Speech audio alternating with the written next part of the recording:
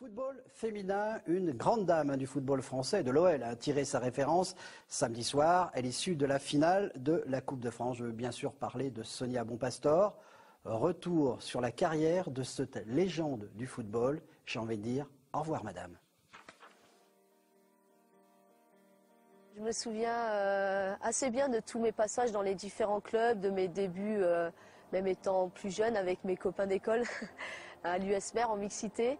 Puis après toute mon évolution tout au long de ma carrière, je me souviens assez bien de tous mes passages dans les différents clubs. Et il y a eu vraiment La Roche-sur-Yon, ça a été le premier qui m'a donné ma chance de jouer en D1. On a vécu de bons moments et aussi des saisons galères où on luttait pour le maintien. Donc ça m'a aussi forgé mon caractère de joueuse et ça m'a formé pour la suite de ma carrière.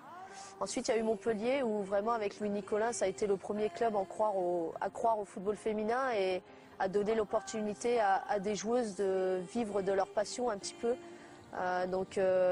J'ai eu la chance de pouvoir vraiment avoir de bonnes conditions pour réaliser ma passion et ça m'a vraiment fait franchir un cap en tant que joueuse. Ça a été mes premiers titres gagnés aussi. Ensuite, il y a eu l'Olympique Lyonnais, où là, en termes de dimension européenne, on a aussi vraiment franchi un cap. Et avec le président Jean-Michel Aulas, je pense que le football féminin aussi a vraiment franchi un cap et a été beaucoup plus exposé médiatiquement, on va dire. On a eu les résultats qui ont aidé aussi, mais c'est vrai que j'ai eu la chance ici de pouvoir évoluer au sein d'un groupe composé essentiellement d'internationales. Et c'est vrai qu'au quotidien, l'entraînement, le niveau était vraiment relevé, donc il fallait être sans cesse en forme. Et puis je dirais qu'il y a aussi cette expérience aux États-Unis qui, comme je le disais tout à l'heure, footballistiquement mais aussi humainement, ça m'a énormément apporté et ça m'a beaucoup changé. C'est difficile de résumer parce que ça fait pas mal d'années quand même. Depuis l'âge de 8 ans, je suis sur les terrains. Depuis l'âge de 16-18 ans, je suis au haut niveau. Donc il y a beaucoup d'émotions, énormément de satisfaction. C'est vrai que ça a été beaucoup de travail. Du coup, j'ai pas encore le recul nécessaire, mais les gens autour de moi me disent tu te rends compte un petit peu du palmarès que tu as pu te forger. Et je me dis que quelque part, c'est venu récompenser tout le travail qui a été fourni, donc ça c'est bien. De longues heures d'entraînement, de labeur, et quand on a des titres et un palmarès, ça fait vraiment plaisir. Et puis ensuite, voilà, il y a tous ces moments de joie à travers les victoires collectives. Mais avant tout, ce que je retiendrai, c'est j'en ai même un petit peu d'émotion parce que ça m'a aussi construit en tant que sportive, mais en tant que femme.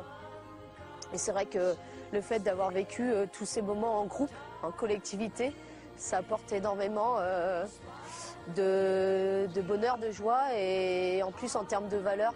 C'est vrai que l'état d'esprit, les valeurs de cohésion, d'abnégation sur le terrain, je pense que en tant que joueuse, j'étais une joueuse qui n'a jamais rien lâché du début à la fin. Donc je donnais tout et j'essayais d'être exemplaire. Donc tout ça, c'est des choses qui seront gravées en moi.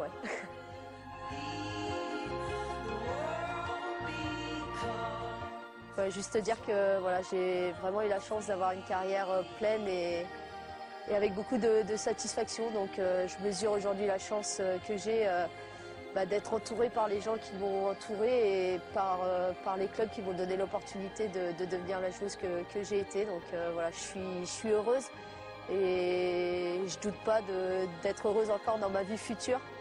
Et forcément, je serai la première supportrice de l'Olympique Lyonnais, de certains clubs où je suis passée, mais aussi du football féminin en général. Très beau reportage signé Olivier Tolakides, Stéphane Orecchioni et Guillaume Gache. Second et dernier maintenant épisode concernant la fin de carrière de Sonia Bonpastor. Les personnes qui ont compté, Patrice Lair et sa grande pote Camille Abidi. Des coachs, je dirais mon premier entraîneur au niveau du football féminin, Thierry Touché. Je pense que c'est quelqu'un qui m'a beaucoup apporté et qui a toujours suivi ma carrière, qui m'a donné l'opportunité de pouvoir devenir la joueuse que je suis, puisque à un certain moment, mes parents travaillaient, donc ils n'avaient pas forcément l'occasion de m'emmener à tous les entraînements. Et il a toujours été disponible pour m'emmener à droite à gauche, les entraînements, les matchs, les sélections nationales aussi. Et c'est vrai que grâce à lui, j'ai pu avoir la carrière que j'ai aujourd'hui, donc je lui dis merci.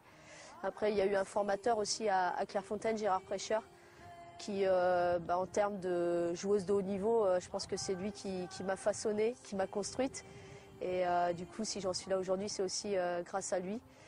Et puis en termes de joueuses, il y en a beaucoup, je vais sûrement en oublier, mais voilà, il y a Ouda, forcément, la TAF, avec qui j'ai passé aussi de nombreuses années dans les clubs respectifs. Et puis Emilie Dos Santos, une joueuse avec qui j'ai pas eu l'occasion de jouer beaucoup en club ou en sélection, mais qui est vraiment une amie proche et qui, à l'heure actuelle, s'occupe du pôle espoir à Tours. Et c'est vrai qu'elle a été d'un grand soutien aussi dans ma carrière. Donc voilà, après j'ai de nombreux amis et de nombreux proches qui m'ont toujours soutenu, donc je leur passe un petit coucou.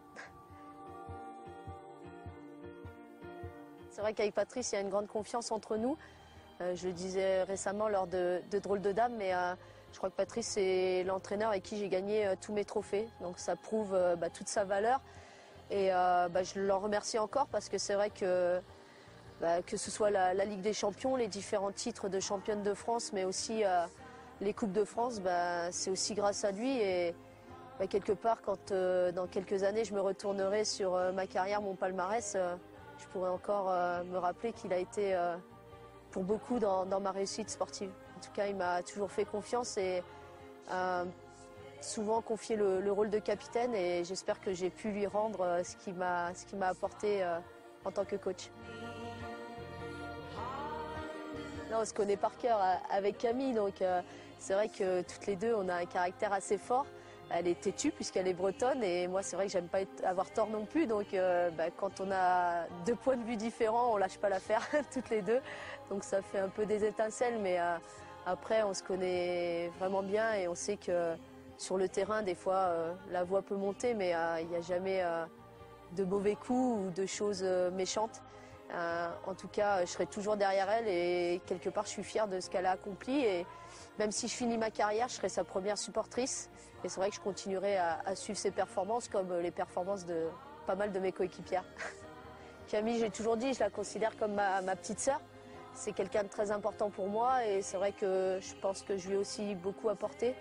Elle a eu besoin à certains moments, étant plus jeune, d'avoir quelqu'un qui la guide un petit peu. Et je pense que maintenant, voilà, il est temps pour elle, ça fait maintenant pas mal d'années, mais il est temps pour elle de voler de ses propres ailes. Mais forcément, ça fera bizarre parce qu'on a partagé énormément de choses.